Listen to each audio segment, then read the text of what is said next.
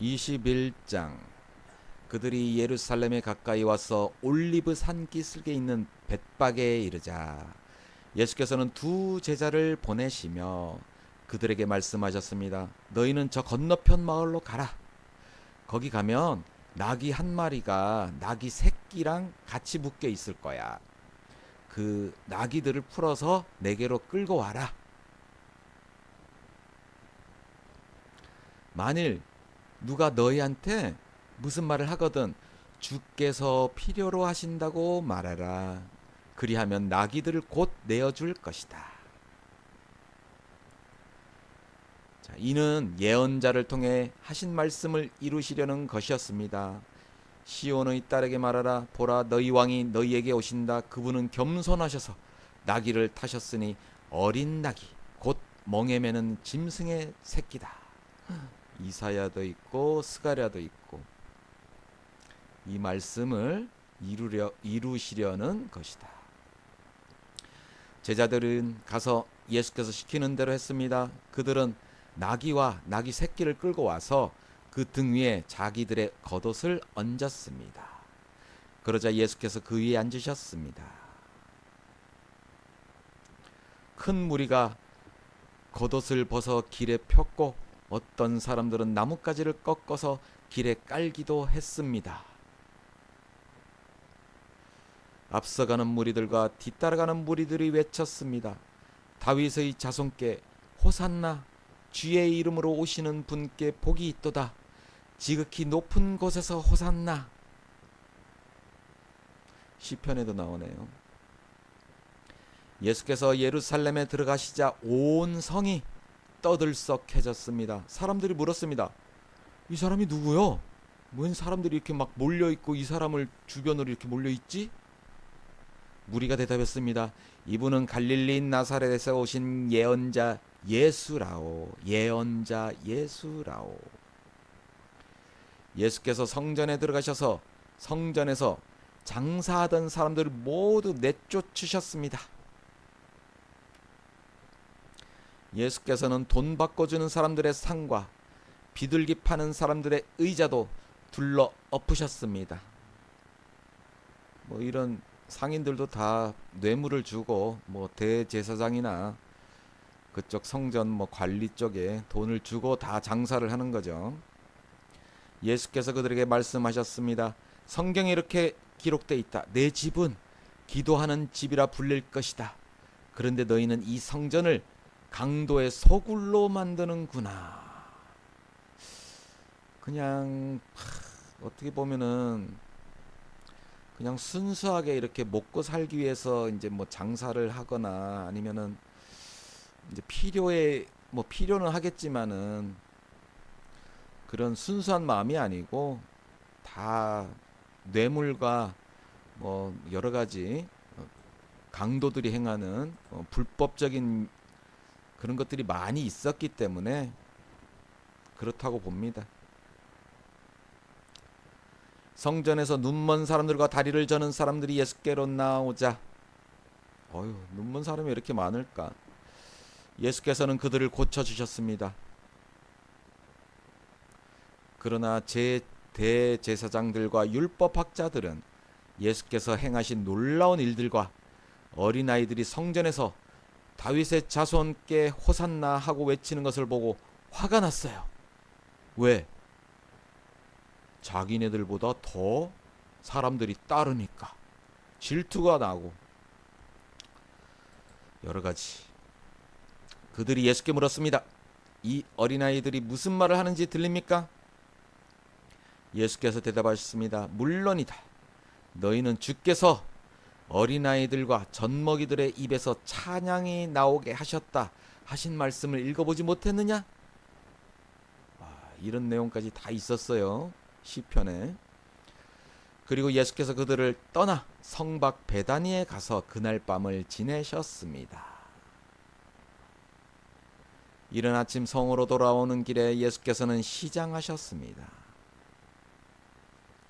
예수께서 길가에 있는 무화과 나무 한 그루를 보고 가까이 가셨습니다.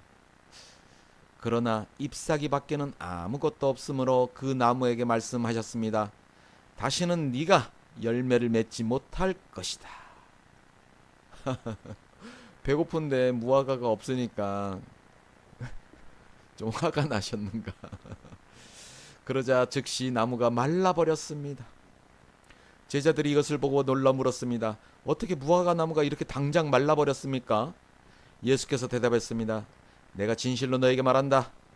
너희가 믿고 의심하지 않으면 이 무화과 나무의 한 일을 너희도 할 수 있을 뿐 아니라 이 산에게 들려서 바다에 빠져라 하고 말해도 그대로 이루어질 것이다. 제자들한테도 이런 믿음을, 믿고 의심하지만 않으면, 니들도 한 말 한마디로 무화과 나무도 말라버리게 할 수도 있고, 또 이 산을 바다에 빠져라 해도 그대로 이루어진다.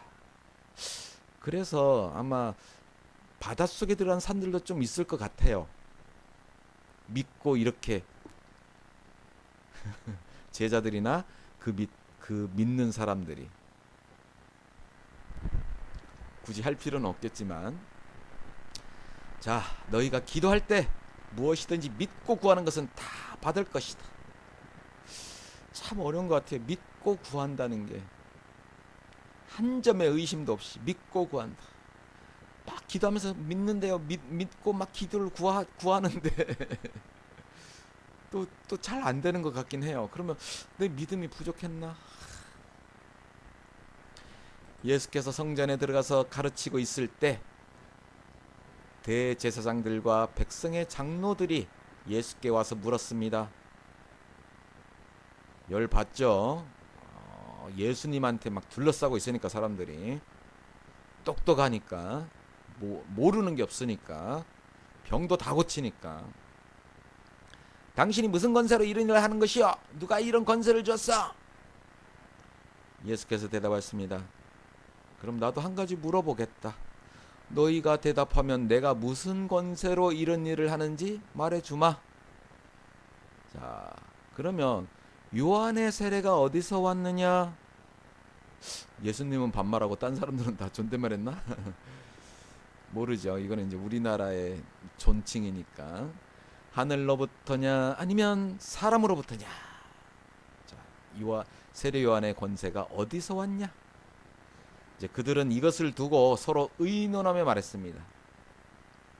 야, 우리가 하늘로부터 왔다고 하면 저 사람이 그러면 왜 요한을 안 믿었냐고 할 것이고, 그럼 사람으로부터 왔다 그러면은 많은 그 유대인들이 요한을 예언자로 믿고 있으니까 또 그 사람들이 두려운 거야.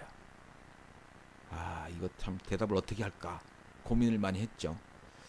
그래서 그들은 우리 잘 모르겠습니다 라고 대답했어요. 그러자 예수께서 말씀하셨습니다. 그렇다면 나도 무슨 권세로 이런 일을 행하는지 너희에게 말하지 않겠다. 지들이 불리한 것 같으니까 대답을 못하죠. 또 이제 예수님의 대답은 또 듣고 싶고. 현실에도 이런 사람들이 상당히 많습니다. 지는 잘 말하지 않으면서 꼭 상대방의 대답을 막 요구하는 그런 사람이 많아요. 물론 돈과 관련돼서죠. 너희는 어떻게 생각하느냐? 어떤 사람에게 두 아들이 있었다. 그 사람이 맏아들에게 가서 얘야, 오늘 포도원에 가서 일하라 고 말했다. 맏아들은 싫어요 라고 대답했는데 그 뒤에 그는 뉘우치고 일하러 갔어요. 그러면 이제 그 후에 또 아버지는 둘째 아들한테도 똑같이 말했어요. 예. 근데 둘째 아들은 예, 아버지 제가 가서 일할게요 했는데 대답만 하고 안 갔어요. 얘는 또. 자, 두 아들 가운데 누가 아버지의 뜻을 행했느냐? 누가 아버지의 뜻을 행했느냐? 근데 이제 여기 가기 전에 우리 일반적으로 사람들은 싫어요 하는 사람을 더 싫어하죠.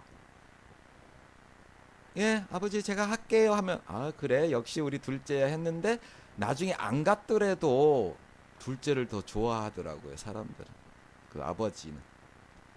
싫어하면서 했는데도 이 사람은 또 이 맏아들은 아버지 입장에서 이제 아유 네가 그러면 그렇지 하고 이제 나중에 이거 일을 했는데도 에휴, 그렇게 생각하더라고요. 별로 안 좋게.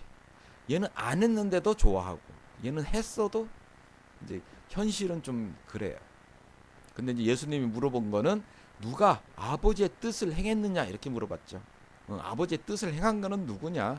처음에 대답은 둘째치고 그들이 대답했죠. 맏아들이에요. 큰아들이에요. 예수께서 그들에게 말씀하십니다. 내가 진실로 너에게 말한다. 세리나 창녀들이 너희보다 먼저 하나님 나라에 들어갈 것이다. 어우. 그러면은 세리나 창녀들은 이쪽에 큰 첫째 아들이라는 얘기인가?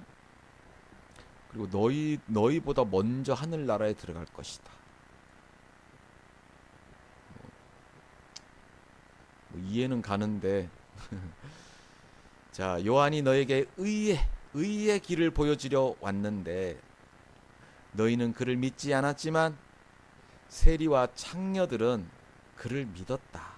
아, 유대인들은 안 믿었는데 이 소위 말하는 죄인이라고 하는 이런 사람들은 믿었어요. 너희는 이것을 보고도 여전히 회개하지 않고 그를 믿지 않았다. 또 다른 비유를 들어보라. 포도원을 만든 집주인이 있었다. 그는 포도원 둘레에 울타리를 치고 땅을 파서 포도즙 짜는 틀을 만들고 망대를 세웠다. 그리고 어떤 농부들에게 포도원을 세주고 멀리 여행을 떠났다. 자, 수확할 때가 가까워지니까 주인은 열매 소출의 얼마를 받기 위해 자기 종들을 농부들에게 보냈어요. 그러자 그 농부들은 종들을 붙잡아 하나는 때리고 이것들이 다른 하나는 죽이고 돌로 쳤어요. 그랬더니 주인이 아이 뭐야 조금 보내서 그랬나? 처음보다 더 많이 보냈어요 사람을.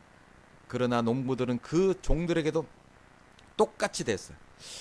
아 이것들이 왜 이래? 내가 다 만들어가지고 이것들 먹고 살게 해줬는데. 근데 이제 마침내 주인은 그러면 내 아들은 존중하겠지 하며 자기 아들을 농부에게 보냈어요. 아들 말은 듣겠지. 그러나 농부들은 그 아들을 보자 자기들끼리 수군거렸다. 이 사람은 상속자다. 가서 그를 죽이고 그의 유산을 빼앗아 버리자. 그래서 그들은 아들을 붙잡아 포도원 밖으로 끌어내 죽이고 말았다. 그렇다면 포도원 주인이 돌아와서 이 농부들을 어떻게 하겠느냐? 그들이 예수께 대답했습니다. 주인은 그 악한 사람들을 처참히 죽이고 제때의 소출의 열매를 바칠 수 있는 다른 농부들에게 포도원을 내어줄 것입니다. 예수께서 그들에게 말씀하셨습니다. 너희가 성경에서 이런 말씀을 읽어보지 못했느냐? 건축자들의 버린 돌이 머릿돌이 됐다. 주께서 이렇게 하셨으니 우리 눈에 놀라울 뿐이다. 쓸모없다고 버린 돌이 머릿돌이 된다는 거. 머릿돌이란 것은 그 건물의 명판 그런 게 되겠죠. 명패가 되겠죠. 그러므로 내가 너에게 말한다. 하나님 나라를 너에게서 빼앗아 그 나라의 열매 맺는 백성에게 줄 것이다. 자, 그 포도원은 하나님 나라? 근데 포도원에 보냈는데 너희들에게서 빼앗아 열매 맺는 백성에게 줄 것이다. 누구든지 이 돌 위에 떨어지는 사람은 산산조각이 날 것이며 이 돌이 어느 사람 위에 떨어지든지 맞는 사람은 가루가 될 것이다. 대제사장들과 바리새파 사람들은 예수의 비유를 듣고서 그것이 자기들을 가르쳐 하시는 말씀인 줄을 알아차렸습니다. 똑똑하네. 똑똑해요. 니들한테 맡겨놨는데 니들이 때리고 돌로 치고 죽이고 하는 이제 그런 놈들이다. 저게 우리한테 하는 얘기네.